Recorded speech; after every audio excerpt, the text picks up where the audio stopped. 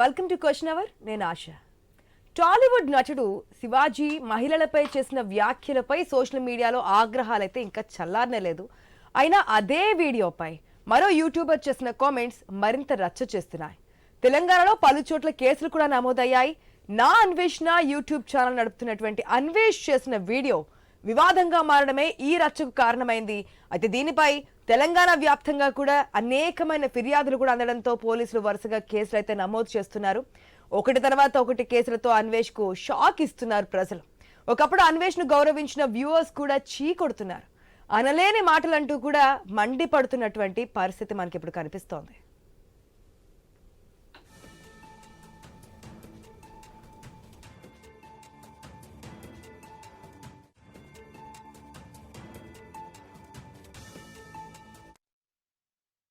సీతాదేవి తర్వాత ద్రౌపది ఏ టీషర్ట్లు వేసుకుందా? సీతాదేవి తర్వాత ద్రౌపది ఏ టీషర్ట్లు వేసుకుందా? సీతాదేవి తర్వాత ద్రౌపది ఏ టీషర్ట్లు వేసుకుందా?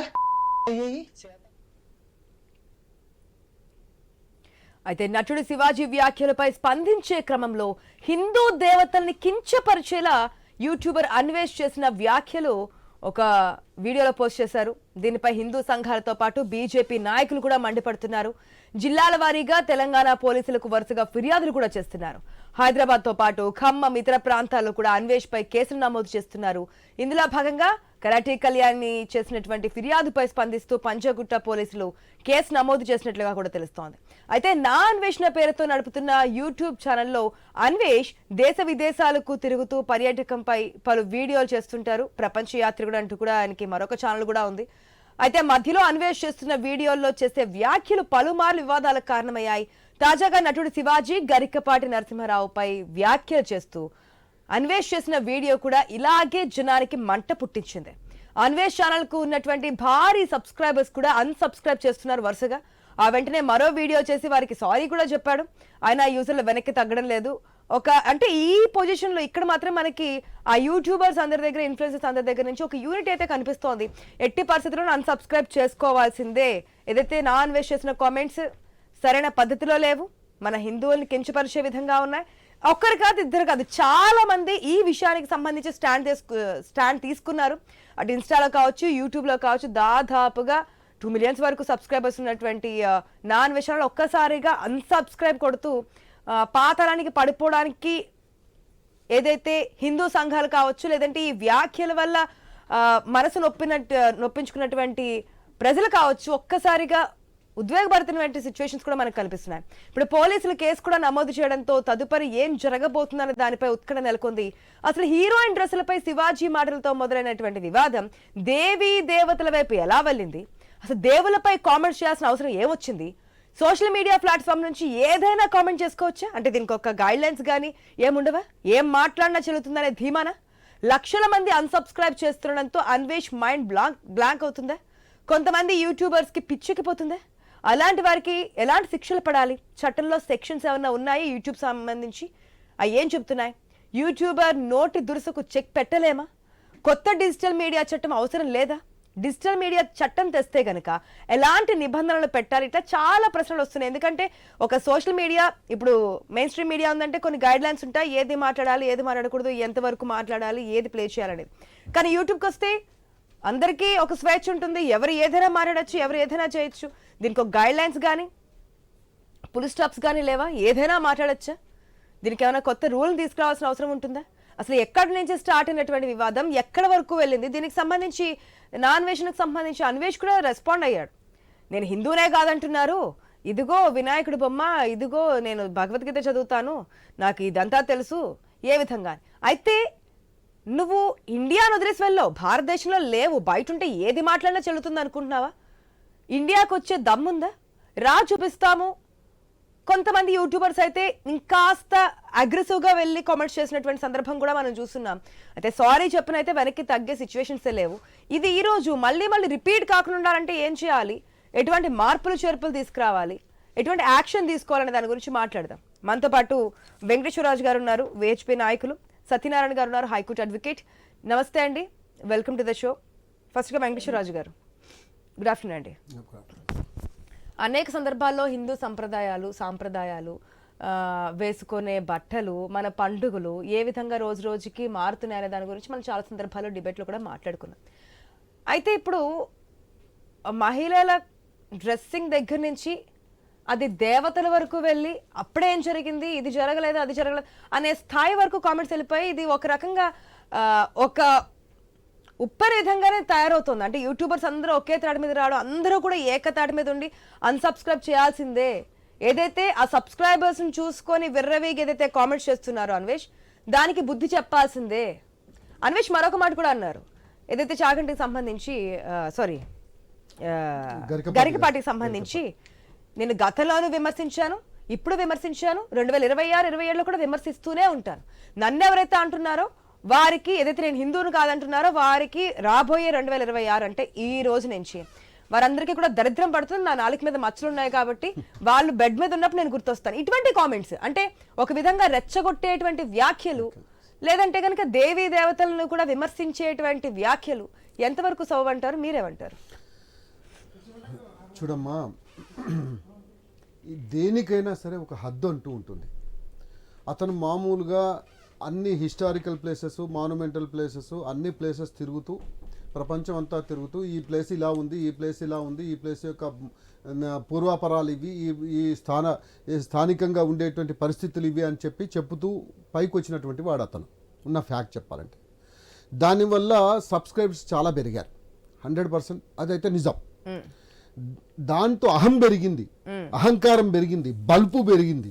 ఈ బల్పు పెరగడం వల్ల అతనికి వచ్చేటువంటి ఆ ధనం, మదం ఏదైతే ఉందో అది పెరిగింది వాడికి. నిజంగా చెప్తున్నా, వాడికి అంటున్నాను నేను. అతను చేసినటువంటి ఇంతకు 1 year లో ఆయనకున్నటువంటి 2 ఛానల్స్ నాన్వేషణ, ప్రపంచ యాత్రికుడు మీద 1,40,00,000 సంపాదించారని చెప్పి ఆయన చెప్పాడు. అతనంతా అతనే చెప్పాడు. ఆ బల్పుతో చేస్తున్నటువంటి మాటలు ఇవి.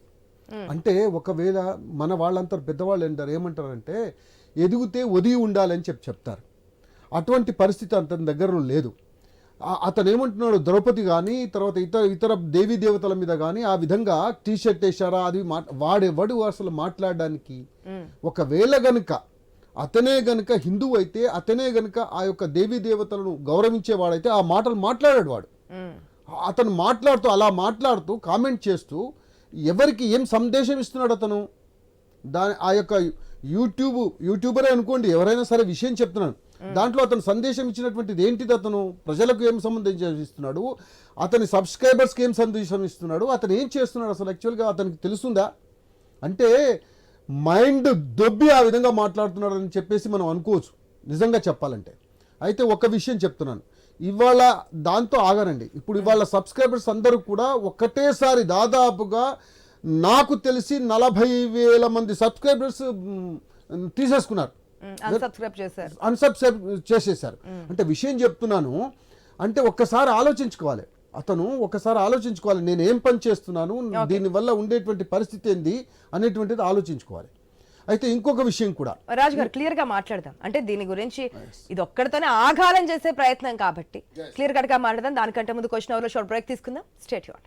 ఎవరికి తోచిన విధంగా ఏ జిల్లాల్లో ఉన్నవారు 1 కాదు 2 కాదు అనేక కేసులు అయితే అన్వేష్ మీద నమోదు చేస్తూ ఉన్నారు. అసలు దీనికి సంబంధించి ఏ విధంగా ఉంటాయి శిక్షలు? యూట్యూబ్లో ఏదైనా మాట్లాడచ్చా? ఏదైనా గైడ్ లైన్స్ ఏమైనా ఉన్నాయంటారా? మొదటిగా ఐ న్యూస్ వారికి, ఐ న్యూస్ ప్రేక్షకులకు, అదేవిధంగా ప్యానల్లో ఉన్నటువంటి పెద్దలకు, యాంకర్ మీకు అందరికి కూడా నూతన సంవత్సర శుభాకాంక్షలు. వాస్తవానికి మీరు చెప్పినట్టుగా ఇది చాలా దుర్భరమైన వ్యవస్థలోకి ఎవరు అన్వేషణ అతను ఉండడాన్ని మనం గమనిస్తా ఉన్నాం. ముఖ్యంగా మనం గమనించినట్టయితే ఇప్పుడు భారత రాజ్యాంగం అనేది ఆర్టికల్ 19(1)A ప్రకారం ప్రతి పౌరునికి భావస్వేచ్ఛ ఇచ్చింది. కానీ మళ్ళొకసారి కానీ అని ఎందుకంటున్నానంటే అది అపరిమితం ఏం కాదు. ఆర్టికల్ 19(2) ప్రకారంగా మళ్ళీ సహేతుక పరిమితులు అనేది కూడా ఉన్నాయి. అంటే రీజనబుల్ రిస్ట్రిక్షన్స్ ఉన్నాయి వాటికి. నాకు రాజ్యాంగం మాట్లాడే హక్కు ఇచ్చింది, ఫ్రీడమ్ ఆఫ్ స్పీచ్ ఇచ్చింది అని చెప్పి చెప్పుకునే కొందరు ఇలాంటి దుర్మార్గులు ఇతరుల మనోభావాలను కానీ మతపరమైన విద్వేషాలను కానీ రెచ్చగొట్టేటట్టు మాట్లాడే హక్కు లేదు వీళ్ళకు. ఈయనకే కాదు, ఎవరికి కూడా లేదు. సో రాజ్యాంగం ఏ విధమైతే నీకు స్వేచ్ఛనిచ్చిందో ఆ స్వేచ్ఛలో నువ్వు ఇతరుల స్వేచ్ఛని కానీ ఇతరుల మనోభావాలను కానీ దెబ్బతీసే విధంగా ఉండకూడదు అనేది చెప్తాను. అదొక ముఖ్య భాగం. అయితే ఇప్పుడు ఇక్కడ ఇప్పుడు హిందూ దేవుళ్ళను మహిళలను కించపరిచే విధంగా మాట్లాడడం అనేది చాలా దుర్మార్గమైన వ్యవస్థలో ఉన్నాడు ఆయన, ఒక నటుడు. అంటే మొదటిగా మనం గమనించినట్టయితే శివాజీ గారు ఏదో ఇక్కడ ఆయన చేసిన వ్యాఖ్యలను కొంత వక్రీకరించి, అంటే ఆయన మాట్లాడిన దాంట్లో ఆయన అపాలజీ కూడా ఏం చెప్పిండంటే, నేను మాట్లాడే భావం వేరు, నా భావం వేరు, కాకపోతే మాట్లాడిన సందర్భం అంటే భాష తప్పు అనేది అందరం కూడా అంటా ఉన్నాం. దానికి ఆయన అపాలజీ కూడా చెప్పినాడు. సో అతను చేసింది, నేను అంటున్నాను, అతను చేసింది పొరపాటు, అతను చేసింది తప్పు. కానీ ఇక్కడ అన్వేష్ విషయంలో నేరం చేశాడు.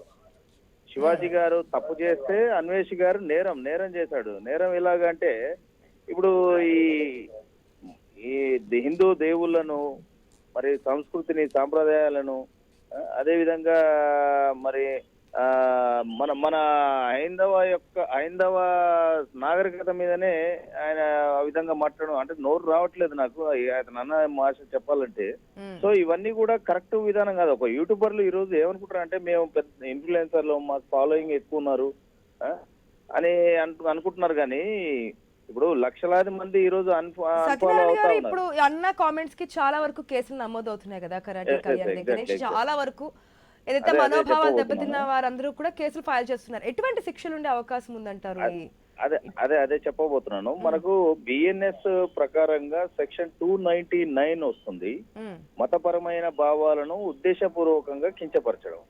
దీనికి 3 సంవత్సరాలు లేదా జరిమానా ఉంటది. సెక్షన్ 196 అంటే ఇతను చర్యల వలన ఇప్పుడు వివిధ వర్గాల మధ్యన విద్వేషాలు, వైషమ్యాలు పెంచే అవకాశం ఉంటది. కాబట్టి దానికి కూడా 3 years ఇంప్రిజన్మెంట్ ఉంటది. దాంతో పాటు సెక్షన్ 353 కూడా అట్రాక్ట్ అవుతుంది. అంటే ప్రజాశాంతికి భంగం కలిగించేటట్టుగా తప్పుడు ప్రచారం, తప్పుడు ప్రకటనలు చేస్తుందని కూడా పెట్టవచ్చు. సో ఈ 3 కూడా వారి మీద పెట్టవచ్చు. వీటితో పాటు ఐటీ యాక్ట్ కూడా అట్రాక్ట్ అవుతుంది. So information technology IT act కూడా అట్రాక్ట్ అవుతుంది. కాబట్టి అతను మీద తప్పించుకోవడానికి అవకాశం లేదు. 3 ఏళ్ళు ఇండియాలోనే లేడు కదా అన్వేష్, చేస్తున్నదంతా బయట దేశంలో ఉంది కదా. ఇప్పుడు వాస్తవానికి అందరూ అదే అనుకుంటున్నారు. నేను విదేశాల్లో ఉన్నాను కదా, నాకేమవుతుంది అనుకుంటున్నా ఉన్నారు. కానీ అది యూట్యూబర్ల భ్రమ. భారతీయ పౌరుడు ప్రపంచంలో ఎక్కడ ఉన్నా భారతదేశానికి వ్యతిరేకంగా లేదా భారతదేశ చట్టాలను ఉల్లంఘిస్తూ నేరం చేసినట్టయితే వారికి భారతీయ చట్టాలు వర్తిస్తాయి, అంటే ఇండియన్ లాస్ వర్తిస్తాయి. ఒకవేళ అన్వేష్ పై కేసు నమోదు అయిందని మనం చూస్తా ఉన్నాం. కాబట్టి పోలీసులు వారి మీద లుకౌట్ సర్క్యులర్ జారీ చేయవచ్చు. ఎఫ్ఐఆర్ ను బేస్ చేసుకుని అన్ని ఎయిర్పోర్ట్స్ కు, ఇండియాలో ఉన్న ఎయిర్పోర్ట్స్ కు లుకౌట్ నోటీస్ జారీ చేయవచ్చు. దీనివల్ల ఎక్కడైనా ఇండియాలో అడుగు పెడితే ఆయన ఎయిర్పోర్ట్ లోనే అరెస్ట్ చేసే అవకాశం ఉంటుంది. ఇంకా మరీ అంటే ఇంకెక్కువ సీరియస్ గా, సివియర్ గా పోలీసు వారు తీసుకున్నట్లయితే విదేశాంగ శాఖ ద్వారా కూడా వారి పాస్పోర్ట్ ను రద్దు చేసే అధికారం పోలీసు వారికి ఉంటుంది, ప్రభుత్వానికి ఉంటుంది.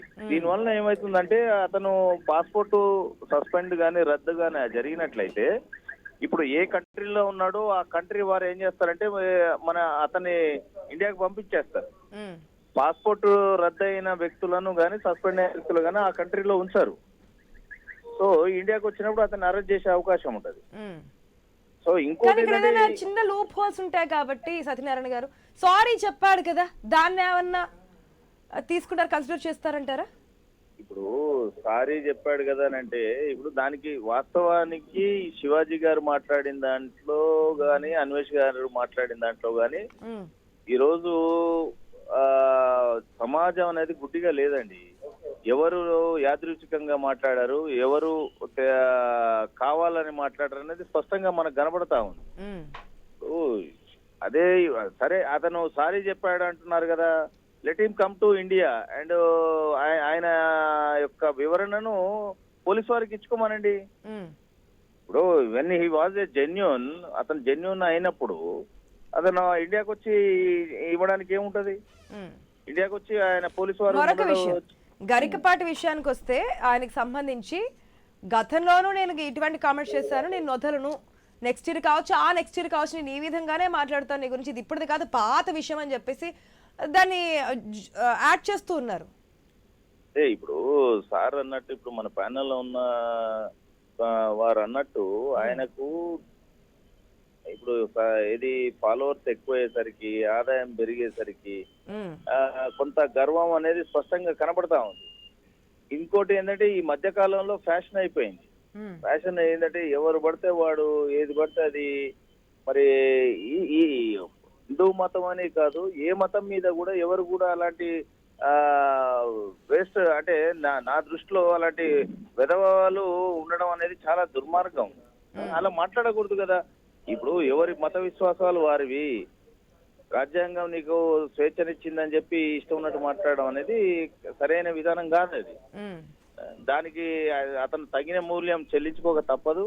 దాని తగ్గట్టుగా మరి పోలీసు వారు కేసు నమోదు చేసినట్లయితే ఖచ్చితంగా వారికి ఇంటిమేట్ చేయండి. ఆ కంట్రీ ఏ కంట్రీలో ఉన్నాడో ఆ కంట్రీకి ట్రీటీ అంటే అంతర్జాతీయ నేరస్తులను అప్పగించుకునే ఒప్పందం ఏదైనా ఉన్నట్టయితే ఖచ్చితంగా ఆ దేశానికి పోలీసు వారు, మనకు హైదరాబాద్ ఎక్కడ కేసు నమోదైతే ఆ పోలీస్ స్టేషన్ వారు మరి ఎస్పీ గారి ద్వారా భారత ప్రభుత్వానికి లేఖ రాసినట్టయితే వారు సంబంధిత సివియారిటీ కూడా ఉంటుంది కదా సత్యనారాయణ గారు. అంటే ఇప్పుడు అతను రావట్లేదు అన్నప్పుడు కేసులు నమోదు చేసుకొని ఎన్నెన్ని చేస్తారండి. ఇప్పుడు అతను ఎక్కడో ఉంటాడు, ఏదో మాట్లాడుతుంటాడు, అలాంటి వాళ్ళకి శిక్ష పడాలంటే కొంత సీరియస్ గా తీసుకోవాలి. మరి గవర్నమెంట్ కూడా ఈ should be take serious action against them. అలా కాకుండా ఇష్టం ఉన్నట్టు నేను ఎక్కడ ఉన్నాను, నా ఇష్టం ఉన్నట్టు మాట్లాడుతున్నట్టే కాదు కదా. సో ఇలాంటి వారిని అరికట్టాలంటే కొంత మరి ప్రభుత్వం గట్టి నిర్ణయం తీసుకోవాలి, సీరియస్ యాక్షన్ తీసుకోవాలి వారి మీద. థ్యాంక్ యూ అండి. Right right. ఇప్పుడు వారు అన్నట్టుగా సత్యనారాయణ గారు అన్నట్టుగా విషయం ఏంటంటే వీళ్ళు ఏదైతే ఇప్పుడు చాలా వరకు వీళ్ళ మీద ఏదైతే కేసులు వస్తాయో వచ్చినప్పుడు ఏమైతుందంటే ఇంటర్పోల్కి చెప్పేస్తారు. ఇంటర్పోల్కి చెప్పేసిన తర్వాత వాళ్ళు వాడి పరిస్థితి ఏంది అక్కడ ఏంటి అనేటువంటిది గమనిస్తారు. గమనించేసి ఇక్కడ ఉండేటువంటి ఈ సెక్షన్స్ ప్రకారంగా ఇప్పుడు ఆర్టికల్ 19 నా ఇష్టం వచ్చినట్టు మాట్లాడినట్టు దానికి పరిమితులు వారన్నా పరిమితులు ఉన్నాయి. నాట్ ఓన్లీ 19 to 25 వరకు ఏదైతే ఆర్టికల్స్ ఏదైతే ఉన్నాయో వాటన్నిటిని ఇప్పుడు మళ్ళీ ఒకసారి మనం కనుక తరచి చూస్తే మస్ట్ బి అంటే మనం పద్ధతిలో ఉండాలి. సమాజంలో బ్రతుకుతున్నాం, మనం సమాజంలో బ్రతుకుతున్నప్పుడు సమాజానికి అనుగుణంగా బతకాల్సినటువంటి అవసరం ఉందని కూడా దాంట్లో ఉంది, క్లాజ్ ఉంది ఒకటి. అంటే విషయం ఏంటంటే నేను ఏదో మటన్ తింటున్నాను, చికెన్ తింటున్నాను అని చెప్పేసి నాలుగు బజార్లో కూర్చొని నేను ఇష్టం వచ్చినట్టు తినడానికి లేదు. తర్వాత నేను ఇష్టం వచ్చినట్టు బట్టలు కట్టుకుంటాను, నేను ఇష్టం వచ్చినట్టు తిరుగుతాను, నేను నగ్నంగా తిరుగుతాను, ఎవడు నన్ను I'm having my own right అని అనుకుంటే లేదది. సమాజంలో బ్రతుకుతున్నావు కాబట్టి సమాజంలో ఉండేటువంటి ఆచారాలు పద్ధతులు వాటిని కూడా పరిగణలోకి తీసుకుంటారు లాలో, చట్టంలో. కాబట్టి వాటన్నిటిని అనుగుణంగా వీడు బ్రతకాల్సి వస్తుంది. అటువంటప్పుడు ఏంటంటే వీడు అన్వేష్ ఏదైతే ఉందో వాడు చేసినటువంటి కామెంట్స్ ఏవైతే ఉన్నాయో వాటికి డెఫినెట్గా ఇప్పుడు 1 కాదు 2 కాదు దాదాపుగా 15 ఇచ్చినట్టున్నారు, కంప్లైంట్స్ ఇచ్చారు. వాటన్నిటిని ఒక దగ్గరికి తీసేసి ఏం చేస్తారంటే ఇంటర్పోల్కి వాళ్ళు పంపించేస్తారు డీజీపీ ద్వారా. ఆఫీసర్స్ కూడా తీసుకోవాలంటున్నారు కదా. తీసుకుంటారు కూడా. అంటే అఫ్ కోర్స్ ఎందుకంటే పెరుగుతూ ఉన్నప్పుడు వీళ్ళ మీద కాంప్లైంట్స్ పెరుగుతూ ఉన్నప్పుడు అక్కడ కూడా ఒత్తిడి ఉంటుంది, నో క్వశ్చన్ దాని విషయంలో. అది తర్వాత ఇంకొక విషయం ఏంటంటే ఆ గరికపాటి కాలు గోరుకు పనికిరాడు వీడు. విషయం చెప్తున్నాను, ఆయనలో ఉండేటువంటి ఆ మేధస్సు కానీ ఆయనలో ఉండేటువంటి ఆధ్యాత్మికత కానీ గరికపాటి గురించి చేసిన కామెంట్స్ మనం లైవ్ లో చర్చించడానికి కూడా వీలు లేనటువంటి పరిస్థితి ఉంది, నోటికి రానటువంటి పరిస్థితి ఉంది. అంటే అంత బలుపు ఎందుకు వాడికి? నేను అనేది ఏంటంటే వాడు ఏం చేస్తున్నాడు, వాని పద్ధతిలో వాడు చేస్తూ ఏదైనా సమాజంలో ఏదో చెడు జరిగితే నువ్వు చెప్పది. కానీ ఉన్న వాళ్ళని విమర్శిస్తూ అది లేని విమర్శలు చేస్తూ ఉంటే పరిస్థితి సమాజం చూస్తూ ఊరుకోలేదు. ఎందుకోసమంటారంటే ఒక పక్కేమో మీరు హిందువు కాదంటే నేను హిందువుని కాదా, నేను హిందువునే అని చెప్తున్నారు. మరో పక్కేమో హిందూ సాంప్రదాయాల గురించి రెచ్చగొడుతూ మాట్లాడుతున్నారు. మహిళల గురించి మాట్లాడడానికి మీరెవరని చెప్పి ఆయన చెప్తే మళ్ళీ ఇదే అన్వేష్ మహిళల మీద అంటున్నాడు, వాడు మహిళల మీద కామెంట్ చేస్తున్నాడు. అంటే విషయం ఏంటంటే ఒక్కసారి తాకుడు కనుక కరెక్ట్గా తగిలితే ఇటువంటి వాళ్లకు ఇంకా మళ్ళీ జీవితంలో ఎప్పుడు కూడా కోలుకోరు, అది కూడా నిజం. ఒక విషయం. ఇంకొక విషయం ఏంటంటే ఈ సెక్యులర్ అనేటువంటి భావజాలంతో ఇవాళ నాగబాబు గారు ఏం మాట్లాడారండి, ఇవాళ కమల్ హాసన్ గారు ఏంటి మాట్లాడేది, తర్వాత ప్రకాష్ రాజ్ ఏంటి మాట్లాడేది, సమాజంలోనే ఉన్నారు కదా వాళ్ళు, వాళ్ళకు కూడా అంటే ఆడవాళ్ళు ఉన్నారు కదా, వాళ్ళకు కూడా పిల్లలు ఉన్నారు కదా, మరి వాళ్ళ గురించి ఆలోచించరా వీళ్ళు? ఇవాళ విషయం చెప్తున్నాను, ఇవాళ చిన్న ఎగ్జాంపుల్ చెప్తాను. ఇవాళ మనిషి యొక్క స్టేటస్ని బట్టి, మనిషి యొక్క ఆ పద్ధతిని బట్టి, మనిషి యొక్క ఆచార వ్యవహారాలు బట్టి, మనిషి యొక్క దుస్తులను బట్టి గౌరవం ఇస్తారు సమాజం. 100% ఇది కరెక్ట్. ఇది ఎందుకు చెప్తున్నానంటే, ఇవాళ నిధి అగర్వాల్ అని చెప్పేసి లులు మాల్కు వచ్చింది, ఆమె వస్తే మొత్తం పీకేశారు. విషయం చెప్తున్నానమ్మా, ఆమె ఉండేటువంటి ఆ దుస్తులను చూసి వాళ్ళకు అంటే గతంలో ఈ విషయం గురించి మాట్లాడినప్పుడు వెంకటేశ్వరరాజు గారు, అంటే మీ అభిప్రాయం కూడా చెప్పండి. ఏదైతే ఇప్పుడు మీరు చెప్పిన పేర్ల వాళ్ళు చెప్పడము, లేదంటే శివాజీ చేసిన కామెంట్స్ గురించి మాట్లాడుతూ తప్పనట్లేదు. ఒక యాక్టర్ వచ్చారు, ఆ యాక్టర్ రాగానే చూసే బుద్ధిని మార్చుకోవాలని చెప్పేసి, చూసే కోణాన్ని మార్చుకోవాలని చెప్పి మగవాళ్ళకి కూడా చెప్పాల్సింది కదా అంటున్నారు. మగవాళ్ళు ఒక విషయం అమ్మా, ఇవాళ ఇంకొక విషయం కూడా చెప్తాను నేను. ఇప్పుడు నువ్వు యాక్ట్రెస్ అంటున్నావు, నువ్వు ఫేము, నువ్వు నీది ఒక బ్రహ్మాండంగా ఉంది, నీకు ఫాలోవర్స్ ఉన్నారు అవన్నాను. వాళ్ళు ఏం చేయాలి తెలుసా? సమాజాన్ని మంచికి దారి తీయించాలి. అటువంటి వాళ్ళు ఏంటంటే, నేను నా యొక్క ఇన్ఫ్లుయెన్స్ తో కొన్ని వేల మంది ఉన్నారు, కొన్ని లక్షల మంది ఉన్నారు, నన్ను చూస్తే ఈ లక్షల మంది ప్రభావం పడతారు అనేటువంటి వాళ్ళు స్టార్ట్ అయినటువంటి వారు ఇది టర్న్ అయింది. కానీ చాలా మంది శివాజీ మాటలకు కామెంట్ సపోర్ట్ చేశారు, అసలు కొంతమంది యాంటీగాను మాట్లాడారు. ఆ తర్వాత చాలా వరకు షోస్ యాంకర్స్ కావచ్చు, యాక్టర్స్ కావచ్చు, పద్ధతిగా చీర కట్టుకుని వెళ్ళినటువంటి సందర్భాలు. ఆ తర్వాత కూడా కొన్ని ఘటనలు చీర కట్టుకుని వెళ్ళినా సరే ఆ యూత్ అనేది మీద పడ్డము, చేతులు వేయడం, ఇవన్నీ కూడా మనం చూసాం. ఇక టాపిక్ అనేది బట్టల గురించి అనేది పోయింది. అది కాస్త అన్వేషిస్తున్న కామెంట్స్, దేవీ దేవతలను తీసుకొచ్చి మాట్లాడడము ఎంతవరకు సమంజసం అనే పాయింట్స్ ఇప్పుడు రేస్ అవుతున్నాయి. ఇంకొక విషయం కూడా చెప్తాను. ఇవాళ నేను ఒక చిన్న ఉదాహరణ చెప్తాను. సిల్క్ స్మిత్ అన అది సంథింగ్ ఒక విషయం చెప్తాను. ఆమె ఏది సినిమాల్లో మూవీలలో చేసినటువంటి పద్ధతులు ఏవైతే ఉన్నాయో వాటిని బట్టి, అంటే వాళ్ళు ఇదివరకు చేసినటువంటి మాటలు ఏవైతే ఉన్నాయో, ఇదివరకు చేసినటువంటి పాత్రలు ఏవైతే ఉన్నాయో వాటి ఇన్ఫ్లుయెన్స్ కూడా వాళ్ళ మీద ఉంటుందమ్మా. వాళ్ళు ఏదో అవన్నీ చేసేసి ఇక్కడికి వచ్చి నేనేదో నిండుగా నేను కట్టుకున్నాను, నేను నిండుగా ఉన్నాను, ఇవాళ నిండుగా పోతే నన్ను ఏమో అనరు అనేటువంటిది కాదు. ఏది సమాజంలో ఏ విధమైనటువంటి డైరెక్టర్స్ ప్రొడ్యూసర్స్ కూడా మారాలి. అంటే విషయం ఏదై డైరెక్ట్ ప్రొడ్యూసర్స్ ఒకటే కాదమ్మా. ఇవాళ నేను ఇంకొక విషయం చెప్తాను. కొంతమంది యాక్టర్స్ ఉన్నారు, వాళ్ళు కూడా మీరు ఏది చెప్పినా నేను ఇటువంటి నేను చేయనని చెప్పేసి బయటికి పోయినటువంటి వాళ్ళు చాలా మంది యాక్టర్సెస్ ఉన్నారు. విషయం చెప్తున్నాను.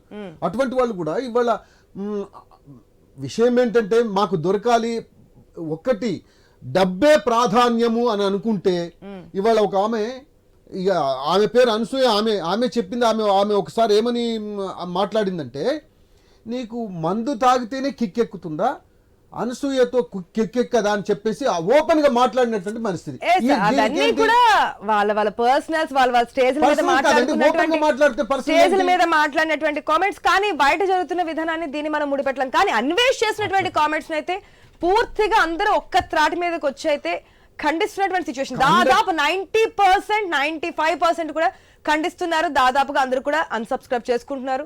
ఫాలోవర్స్ అన్సబ్స్క్రైబ్ అందరికి నేను నమస్కరించి చెప్తున్నా. నేను వాళ్ళ ఉండేటువంటి వాళ్ళందరికీ కూడా సబ్స్క్రైబర్స్ అందరికి కూడా నేను నమస్కరించి చెప్తున్నాను ఏంటంటే, వాడికి ఒక్కడి కూడా ఉండొద్దు.